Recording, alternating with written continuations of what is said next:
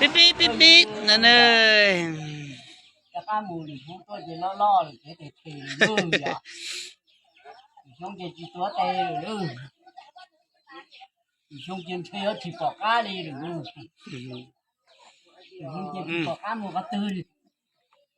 นี่ ดึงว้าว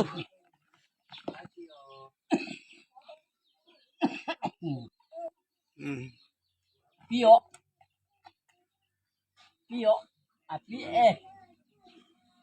อ่ะพี่เอโอ้ยไปไป